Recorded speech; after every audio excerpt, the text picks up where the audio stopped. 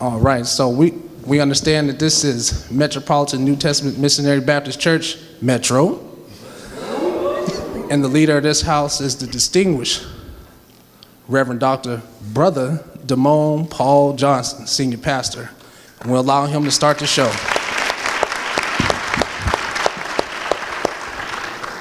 Good afternoon. Thank you so much for your patience. It is an honor and a phenomenal opportunity that we have on today.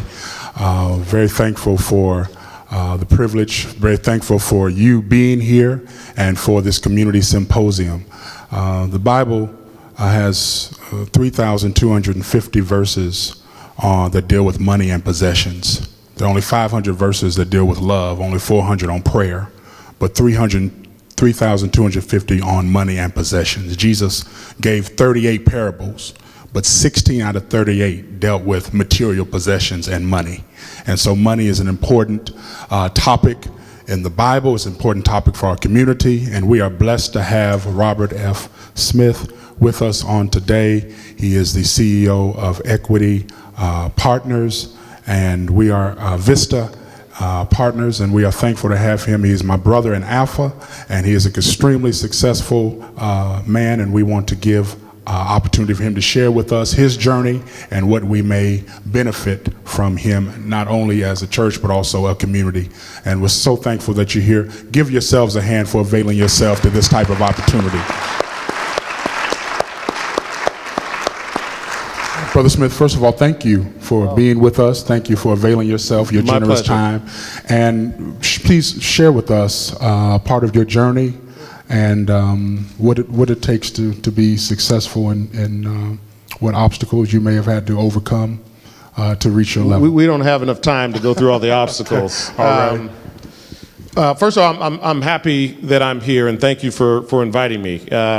It's always a wonderful opportunity to spend time with your community, to just share thoughts, ideas, in some cases experiences that might be helpful to others of you, as you go on your journey. I mean, I'm still on my journey, as you could all well imagine. And to some degree, I just recall many conversations I had when I was, 5, 6, 7, 8, 10, 15, 20 years old, with people with gray hair like I have now. And I kind of half listened, but sometimes the half listening actually imparted something that made a big difference later on in my life.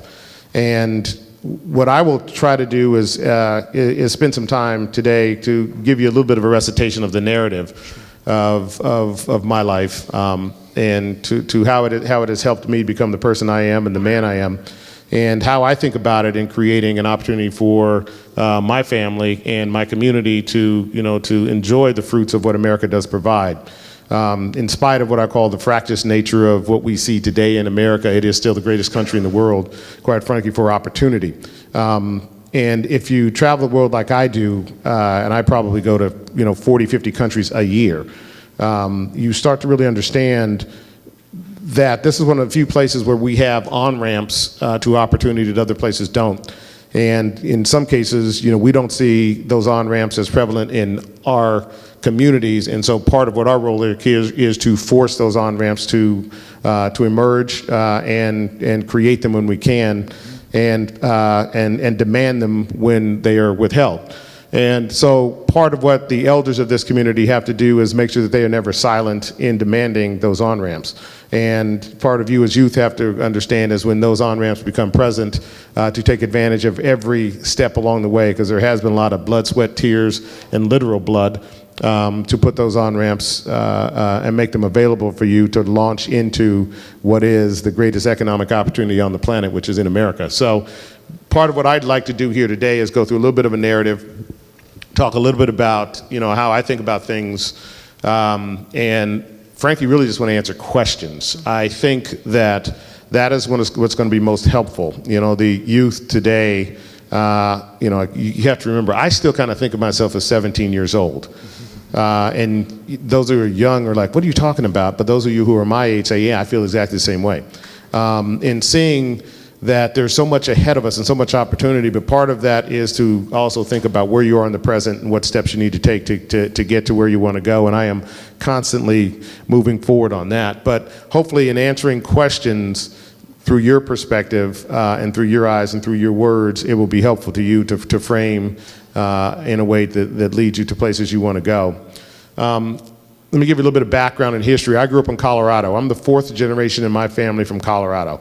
We've been there since the 1860s. Half of us were marched out there unwillingly in the 1860s. The other half kind of migrated up from Texas and parts of Kansas in that period of time, and we settled in this little town called Pueblo, Colorado, which, as you can imagine, there weren't very many of us there as African Americans. But one of the things you learn when you grow up in a place like Denver, Colorado, and is that the strength of your community is critically important in terms of helping you understand, A, who you are, B, how to get to where you want to go. You know, I come from a long line of educators, school teachers, and in some cases they found themselves with the highest level of education. You know, both of my parents had what were called, you know, doctorates, EDDs in education. Hard fought, hard won, you know, in the 60s and the 70s, as you can imagine. And I remember being in elementary school when I was probably 6 or 7 or 8 years old, where they were actually first starting to desegregate the school system. Prior to that, it was segregated. You know, all the black kids went to black schools and white kids went to white schools, and that's what it was. My father was actually a principal at the neighborhood school, which was literally 6 blocks from my house, but they decided to desegregate, so I had to now get on a bus and travel about 45 minutes to go to school every morning, which means we got up at 5:45 in the morning. I had to go clean up my dad's car, my mom's car, all that happy stuff, and then get to school. Now, the interesting thing about that was once I was at school, after about 2 or 3 years, and these kids who didn't look like me figured out that I wasn't that bad of a person, I every now and then got invited to their homes for like a birthday party. And when I went to those houses, I found out their houses were a lot bigger than mine. They had nicer stuff than we had. They had better cars than we had.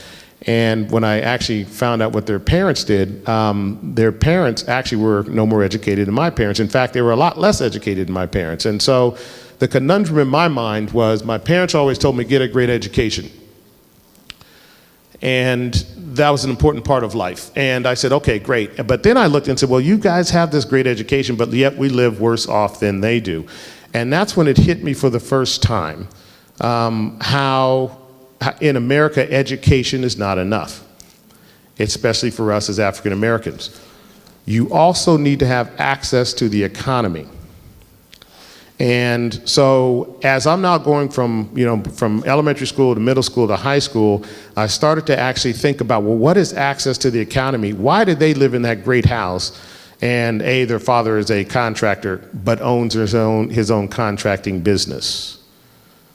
And yet down the street, I had a friend, his father worked for a contractor, but didn't own his own contracting business. They lived near us. And when I looked at that, I said, you know, part of what has to happen, and in my mind was I wanted to become a business owner. And that was early on. So literally, you know, I started my first business when I was probably 9 or 10 years old. I was selling golf balls and I, cut grass. I did all those sorts of things because the fact of the matter is I actually didn't like wearing my brother's clothes until I was 14 years old. You know, I wore hand-me-downs basically until that period of time. And I don't know if any of you have experienced that, but kids can be cruel in some respects, but part of that also hardens you to help you understand and help you to reach some of your goals. And part of my goal was to be part of an economic class in America where I could buy my own clothes, the ones I wanted, and buy the shoes that I wanted, and go the places I wanted.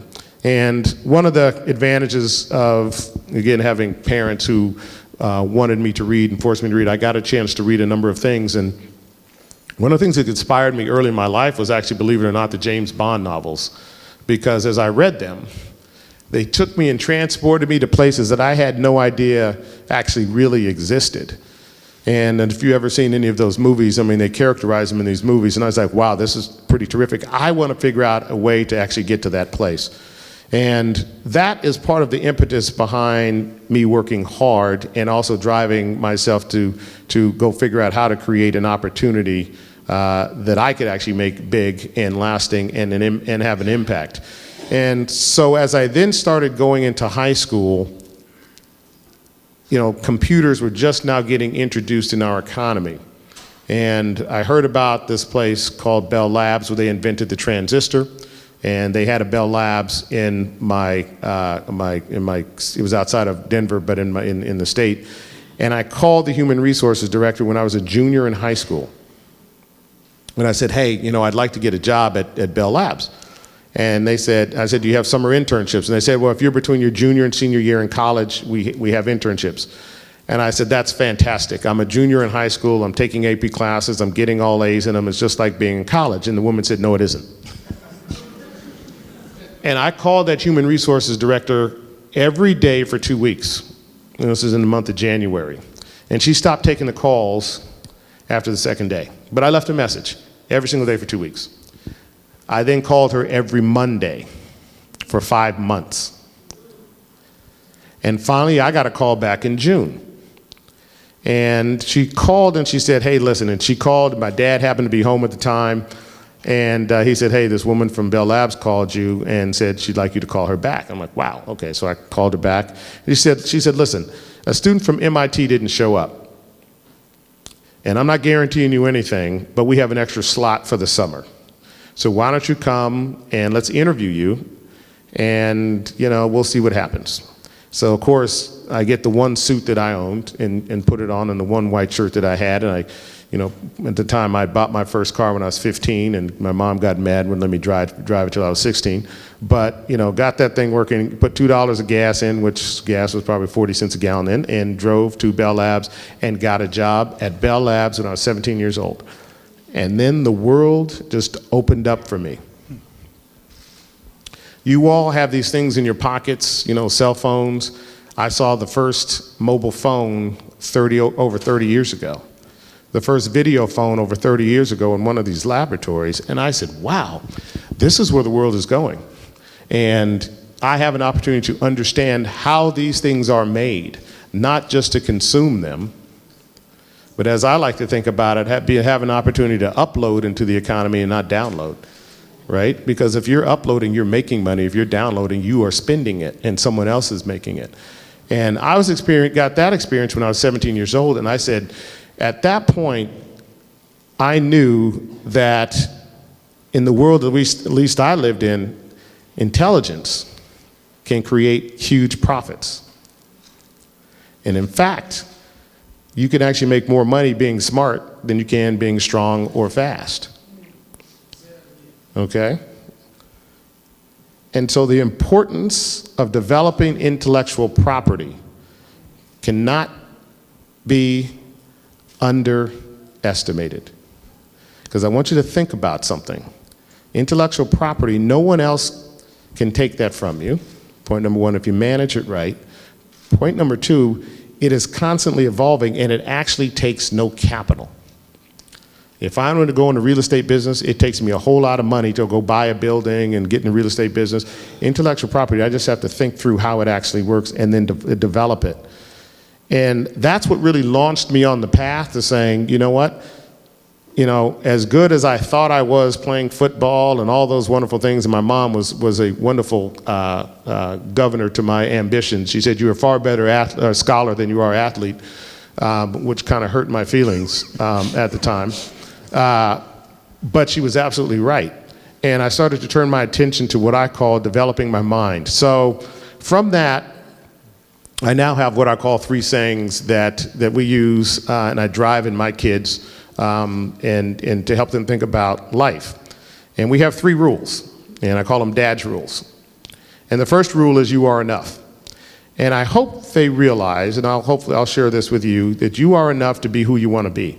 And to create what you want to create, you have to make sure that beyond the intention that you put out there, you put action to support the intention. Don't say, I want to be a millionaire, but don't take the activities to do it. Or I want to be the best at something, but don't practice it. It's important to understand the you are enough piece is, put in the vision, have the vision of what you want to become, but you have to put consistent action behind that vision in order for that to manifest. And it has to be consistent. I had the good fortune, I was invited here by one of my fraternity brothers, Louis Tobias, and I remember many a day, Louis and I, Friday night, we're going to go to the party, and we went to the party, and we finished at the party at 2:30, and 3 o'clock, we were back studying. so that we could do well on an exam on Monday. It is the importance of knowing that it's your own intention and your power and your actions that can actually lead to, the outcome that is good, that you want to have manifest. The second rule that we call Dad's rules is discover the joy of figuring things out. In this world, and the importance of actually, going through the process of understanding what the problem is and then figuring it out yourself. And every now and then you need some help, that's fine. But if you get too much help, you never figure out how to do things. And you don't develop the grit. And some of the older folks in this audience are shaking their heads. Yeah, you got to have grit. And grit means getting turned away from things 14, 15 times, calling someone every 2 weeks, every day for 5 months, and then finally it materializing in something that you want. And discovering the joy of figuring things out means, fight through those problems. Understand and learn how you address those problems and come up with the answers to those problems in a solution that is uniquely yours. That's an important part of growing up and solving problems, because if you can't solve easy problems now, you will not be able to solve difficult problems later. And the last thing is love is all that matters. You need to make sure that you love yourself, your family, and those in your community, but you cannot let that love hold you back. But you have to let that love empower you. And so those are kind of the three lessons that I want to impart. And I'm happy, at this point, really to take questions. And any questions, it's all fair game. And hopefully, there will be a few nuggets of wisdom that might be helpful to you, realize your dream and become the person you want to become. So with that, I'm happy to take questions. Madison, thank you. Thank you, first of all. Thank you. Madison, let's start with you. How much of your success do you give to God, and do you tithe? Yeah, it's a great question. So the beautiful question. The question around how much of it do I give to God? All of it. Because here's what you have to understand, and what I understood early on in life was, when I really think about and talk about the manifestation of my life, it's a manifestation of prayer. Okay? I put deep prayer in every single moment of every day about what I want to manifest in my life. And that has been my journey for over 30 years. I learned something many, many years ago, that if you actually create an idea in your mind, speak that idea, into the universe, into God's ear, and make sure that your actions are consistent with that idea, it manifests. Now, sometimes it doesn't necessarily manifest in the form that you think you want it, but it often manifests in a form that's better than what you ever imagined. You have to be open to recognizing it, okay? That is an important part of understanding, what God's power and what God's love is. In terms of tithing, I probably this year, just to give you an example, have, between me and the foundation that I'm president of, have donated well over $150 million to our community. From the United Negro College Fund, STEM programs, Cornell University, Susan G. Komen. These are, for African American, for breast cancer. These are an important part of, frankly, what has made me successful. Is every year, and if you ever go on my website, I'm probably one of the only private equity firms in the world that actually has a communities page on our website, where I demonstrate to not only my partners in my organization, but everyone, the importance of giving back to your community. You have to create on-ramps. Tithing isn't just money, but it is money. Tithing is time, it's energy, it's attention. One of the recent tithes that my wife and I now have is with aging out foster care kids. So when you turn 18, or when you graduate from high school, believe it or not, you're kicked out of the foster care system. And during Christmas, they don't have a place to go. So now we've opened up our ranch, and this past winter we had 10, and we're going to ramp up to 50, that this is where they now spend Christmas. Because, the dorm shut down, they have nowhere to stay. So as you all think about tithing, you have to think about the resources that you have. Sometimes you may not have money to tithe, but you may have an extra bedroom over Christmas that a foster care child can sleep in and not have to go to a homeless shelter. or be subjected to the abuses that happen when you are working to go through college and have nowhere to stay. Only 3% of the foster care kids actually graduate from college. And most of them is because they end up with no infrastructure beyond what I'll call the schools. Most states pay for their college, but they don't pay for their housing. They don't pay for places in the stay when the dorms are closed down. So think about tithing in a very broad sense, but also think about it very specifically in dollars and cents. When you were a kid, you said that growing up in a predominantly white neighborhood gave you some grit. How did that grit benefit you as you grew up? I actually grew up in a predominantly black neighborhood, but I ended up going to school in a predominantly white school, okay? So as you all can imagine, and I don't know, how it is in this school district, I was only of one, there were 3 African-American kids in my class from kindergarten, really 1st grade through 6th grade. 2 boys and 1 girl. So depending upon the semester, either I'm with the other boy or I'm with the girl. And there was only 2 of us in any one of these classes for the first, 5, 6 years of my educational experience. What it teaches you is a couple things. One, it teaches you you're more alike than everybody else and you are different. Kids recognize that. Adults don't have the wisdom anymore to understand that. We focus on differences too much as opposed to how we're similar. Now, part of that also does, for me, it helped me understand that if I put the work and the effort in, I could get the same high grade as anyone in my class, no matter what they look like. And if I really applied myself, I could get the highest grade. And that's when you start to develop that sort of grit and understanding that it isn't a function of necessarily how you're viewed at its face, but the work you put in. And in some cases, even the work you put in isn't enough. In those are cases you just need to understand that. And then you need to go drive through where it is enough. And that's where I get back to the you are enough. Okay, it's an important part of growing up is to face those obstacles and deal with them and realize not only can you be among the best, but you can be the best. But you have to set it in your mind to do so and put that time and energy and effort in to do that. Okay. Yes, sir. So I have the Facebook feed Okay. from all of the Awesome. places, and there are Technology. Now we're talking about software here. All right. at least 74 questions, so I will filter them for you. Let's go. One from a local small business, Kizzy Williams. It reads, I am the owner of a small restaurant right in Albany. Can you tell me what you did different than other business owners that got you where you are today? Yeah, that's a good and a tough question. What I did differently, there's a couple things that I did differently. One of the first things was when I looked at building my company, I decided that I wanted it to be a global business. And when I say that, you have to now think about an infrastructure that's different for a global business and a local business. And I said, okay, one of the first things I said, look, I want to, my goal was to be the best investor of my generation. Period, end of story, full stop. Okay, what does that entail? Well, that entails actually having higher returns with the lowest loss ratio. And so now I needed to figure out a system that accomplished that.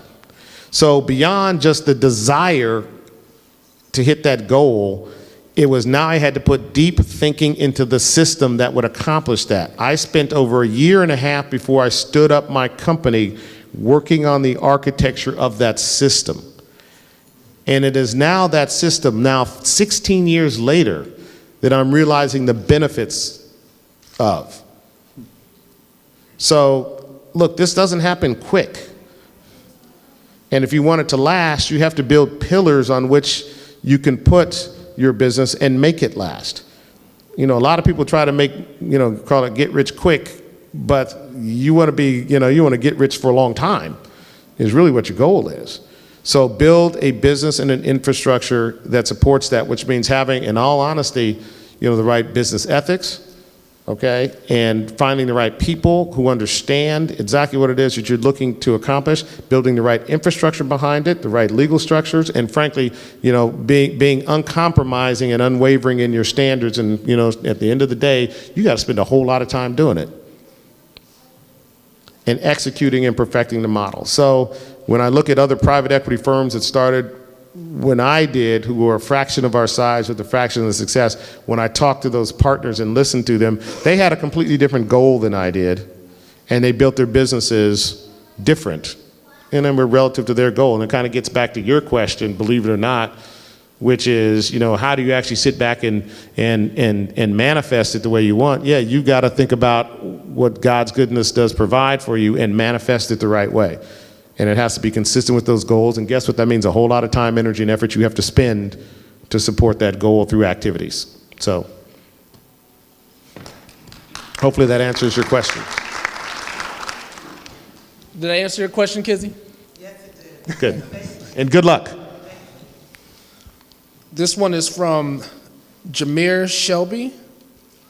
It says, what are the same 3 daily habits you have had before and now since you have become successful to keep pushing forward with your eyes on the prize? Great, they're great. So 3 questions, or the 3 habits. The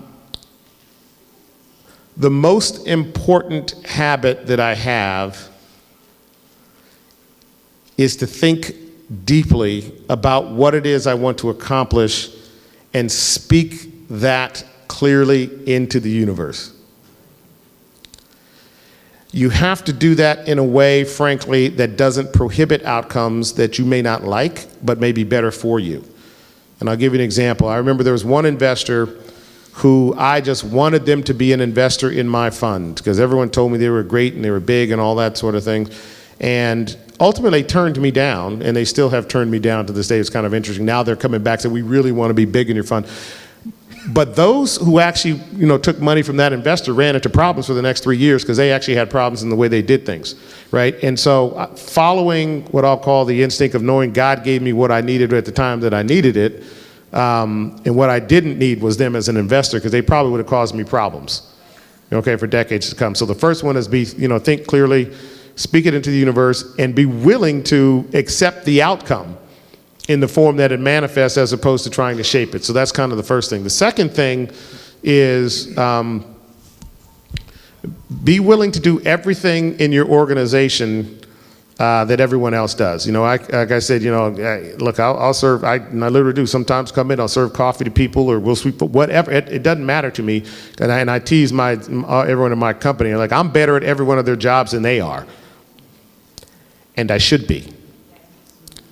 And there is nothing beneath you nor nothing above you in that context, if it is your business and you're building that business. So the second thing is, be willing to do what it takes in your business to be successful, of course, in the guidance of what it is as your moral center around what you want to do. And I think the third thing, quite frankly, is, and I laugh a little bit because I'm trying not to do this so much, is get up early. I always get up early. I'm up at 4:35, 5:30 in the morning. I'm trying to stay in bed till 7. That's really hard. But those are golden hours to think clearly, where you're not bombarded by, I'll call it the impact of the day. You wake up in the morning, for me, I've got, 95 emails and, 15 voicemails and messages and all that sort of stuff. And that can actually get you distracted. So in the mornings, it's a golden time to actually, think about what it is that you want to accomplish to support, number 1 on the list, and what activities you need to do consistent with that. So those are the 3 habits I think that I've continued all my life. Excellent. I've got that red thing going on my phone, so the battery's about to die. But Elijah Conrad has a great question as a follow-up to something that you said earlier. He wants to know, what is intellectual property, and how do you protect an idea? Yeah, that's a great question. So if you think about it, America, to be frank with you, only has 6 real imports, and they're all intellectual property based, right? If you think about it, it's technology, it's our software, it's our legal system, it's our banking system, it's entertainment.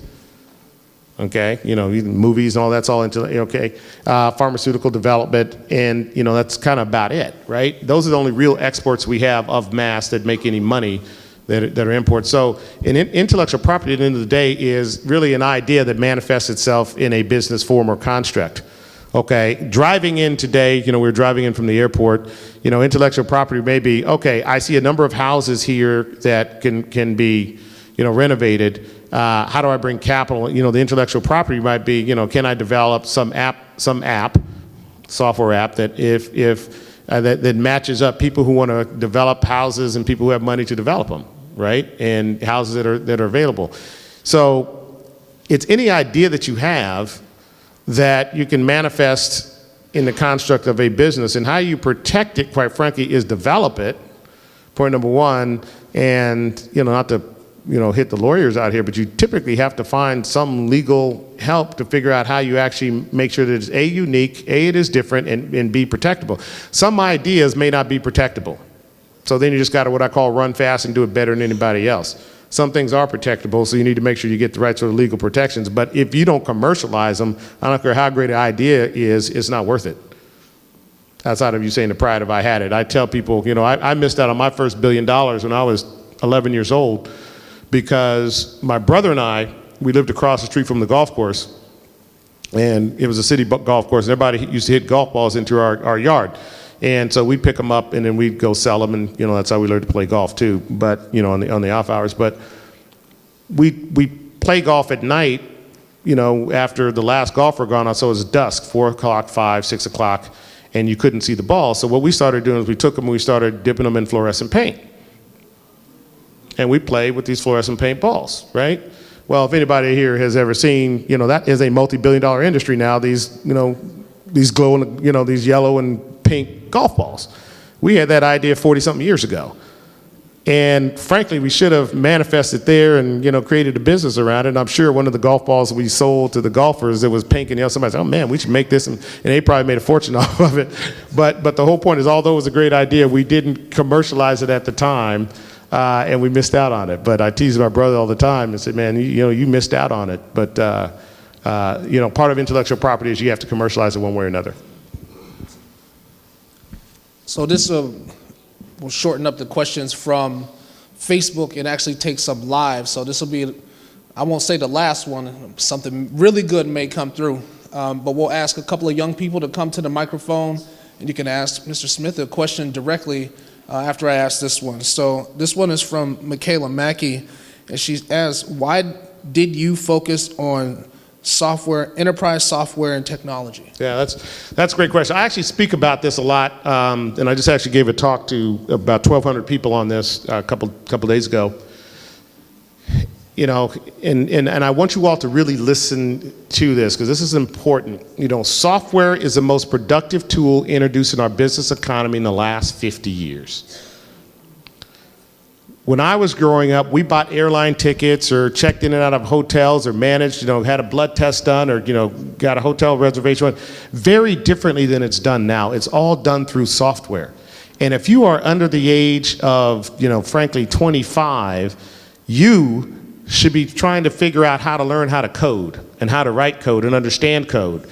And it could be anything from, how do you program, software to keep a power grid stable to run a restaurant better. It is permeating every dimension of our economy, and it is the on-ramp to the economy today. And it's fun. I've got my son and my nephew here, and this past year, we built a computer together for my son. And part of it was, we can buy him a computer. I can actually afford one of those. But the point is, it's important for him to build it and learn about it. And I'm hopeful that he starts to embrace what I call learning how to program. So the reason I moved into software is because A, it's the most productive tool introduced in business economy. Believe it or not, you don't need a lot of money to develop software. If I wanted to go buy a house and develop real estate, I got to have money to go buy a house. If I want to write software code, believe it or not, the computing power is actually available free on the internet. You just got to dial into it and use that computing power to build the products and goods and services that you think, can actually be commercially viable, and then find buyers for it. It is one of the few businesses that doesn't require a lot of capital, and you can become wildly rich. What's this thing called Facebook? What did he use to develop that? A PC. Think about this. This guy's now worth, I don't know, 15, 18, 20 billion dollars. And he started with a PC, and you can argue his idea, some other guy's idea, whatever, but developed it, sold it into a community. It was effective. Fast forward 18 years, this guy's worth $20 billion. There is no reason why anyone in here couldn't do that same thing outside of your desire to do it. It's actually not that hard once you learn how to do it. And I'd encourage you all to embrace that on-ramp of software and technology so that hopefully one day you're coming to me saying, you know what, Mr. Smith, I want you to buy my company for $800 million. And I look at it and say, man, it's going to be worth $2 billion to me, and I'm going to offer you $800 because I'm going to make the billion too, okay? But that's what I hope happens. And so, with that, that's why I went into the software business. We're not going to take questions from you, Mr. Tobias. We're ready for the young people to come, but because we are in a house of worship, I just want you to at least mention to the children your basis, how spirituality played a part in your life. And see, you missed the first part of the conversation, Lou. We already went through that. Oh, I did? Oh, good. That's great. Did you tell them about how you convinced me that the apocalypse had come? No, but you can tell them that story if you want to. I neglected that story. Tell the story. I'm not telling that story. But I am happy to take some more questions. Come on, young people. There's got to be somebody with a question. Come on up.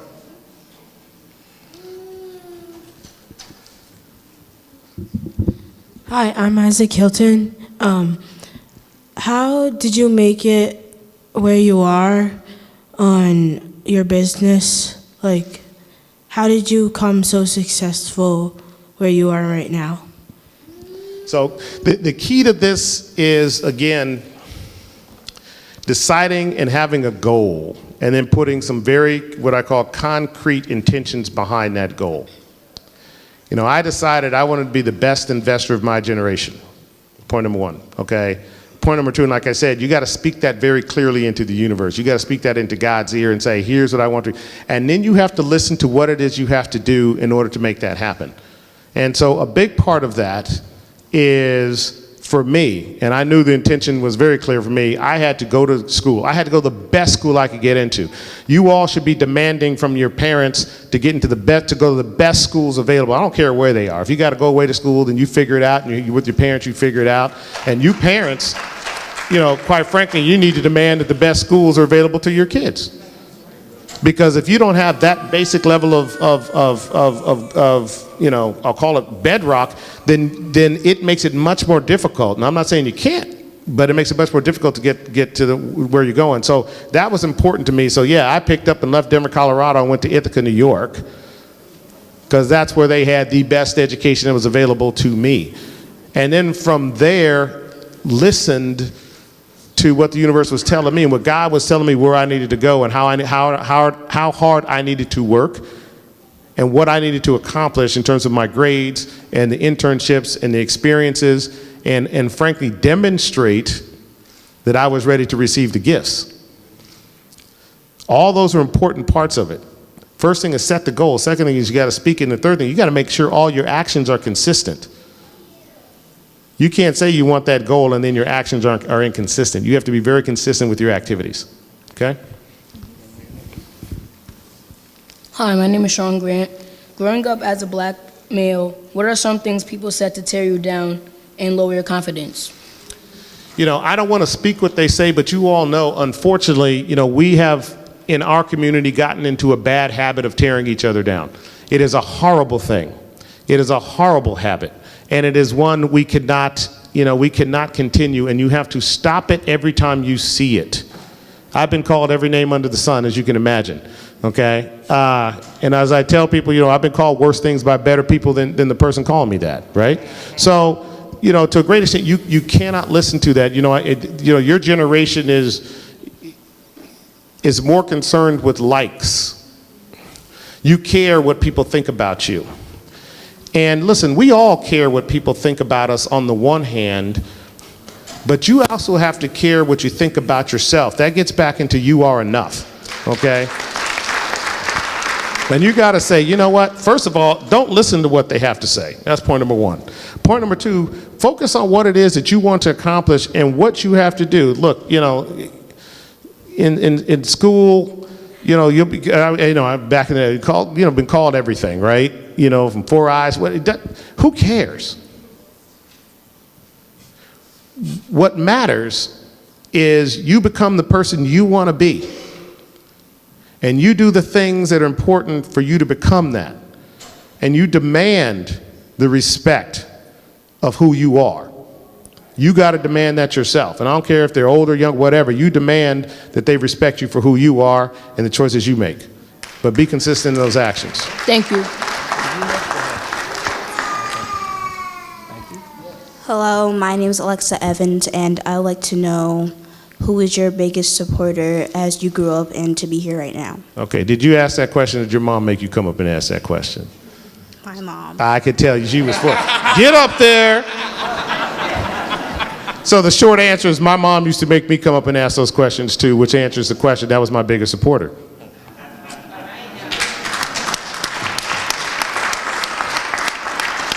She did force me to do things I didn't want to do, and I had all manner of names in my mind because if I said it to him, I was going to get smacked. But I will tell you, it was, her forcing me, her encouragement, my dad's encouragement that made me know that I could be what I wanted to become.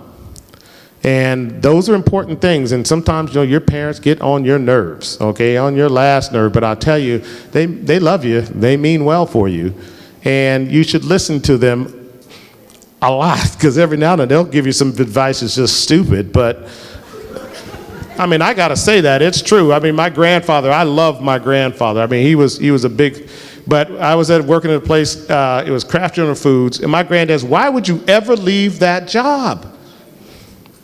It's a good paying job. You're there, you get paid. Why would you ever leave? But you got to follow your heart too. Because I said, Granddad, there's this other thing that you don't know about called investment banking. And these people, he's like, well, look, grandson, if that's what you want to do, I support you in that. But if I'd taken his initial advice, I'd still be sitting at Kraft General Foods. Okay? So there's a fine line. You listen to them. They're great supporters. But part of the support is you got to get your courage from knowing that you know what you want to accomplish, and don't be afraid to do it. But every time your mom tells you to come up to the mic, you come up to the mic. Okay? That's good for you. Hi, my name is Michaela Mackey.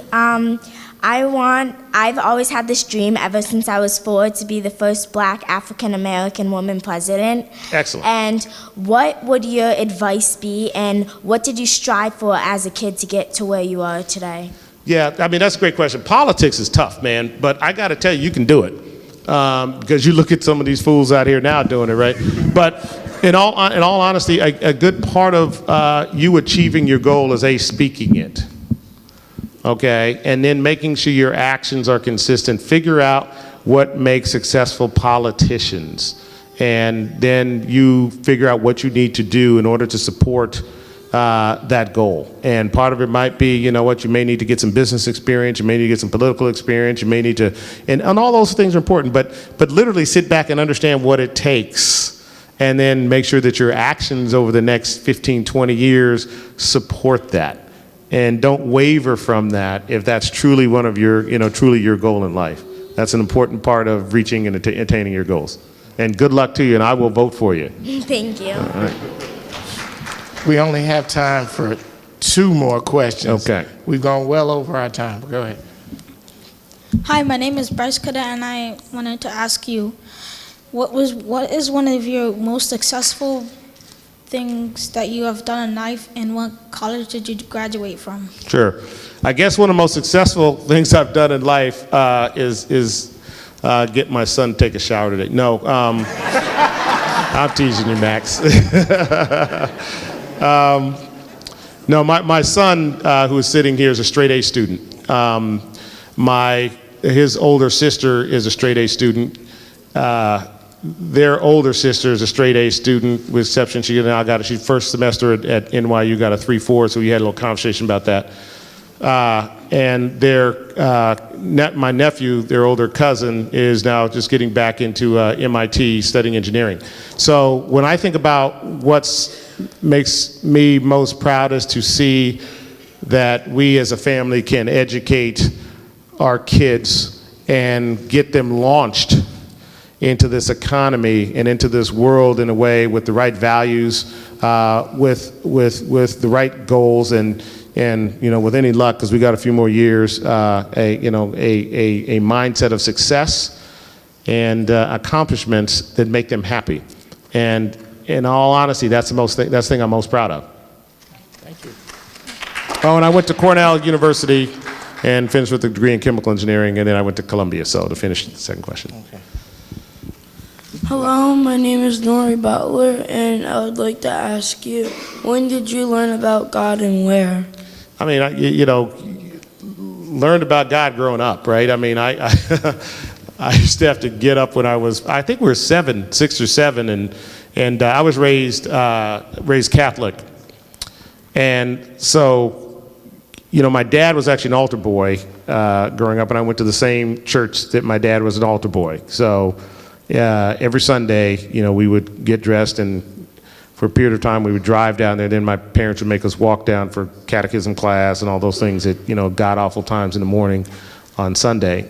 But they served donuts, so it was worth it. But that's what I learned about God. It was always in my household. And it's an important thing to feel and understand your relationship with God. And don't forget it. And as you get older, as you start going away from your parents' homes, hopefully, and going to college and building businesses and families and all those sorts of things, that's what you need to make sure you hold on to in a way that's unique and authentic. And use it to empower you, and not to be a crutch, but use it to empower you to be who you want to be. All right. You gotta let him ask his question, Lou. All right. Come on, man. Okay. Hi, my name is Brant Cadet, and what age did you become where you are now? Wow, good question. I have always been this way. And I sincerely mean that. I always knew that I wanted to be a very successful businessman in America. And the journey up till now was all just trying to figure out how. And how to do it uniquely and in my way, and in a way that made me happy with who I was. So when I was your age, I wanted to be a successful business person, because to be frank with you, I didn't like wearing my brother's clothes. I wanted to buy my own clothes and wear my own shoes that I didn't have to put cardboard in the bottom of them. So that was an important thing when I was your age, and I have the great fortune now that I no longer have those worries. But it's all through hard work and dedication to craft in order to make that happen. Okay. So good luck. Right. Go ahead, Louis. Do the 2 one, man. We'll do them quick. All right, go ahead. Two okay. quick ones. Hi, my name is Jace Pravat. And how many years have you been getting money? Getting money? Long time. That's a good one. I was talking to my wife the other day. She and the kids, we had dinner last night. I know the topic came up was when I made my first $1 million. And it has been 20 years when I made my first $1 million from today. And I used to have a little less gray hair. But I enjoyed every second of that journey, enjoy every second of this journey. Last question. Thank you. Hi, my name is Noah Davis, and if I were to walk away right now, what was the most important thing you want me to remember from? That you are enough. Huh? That you are enough. Okay. Thank you. Awesome.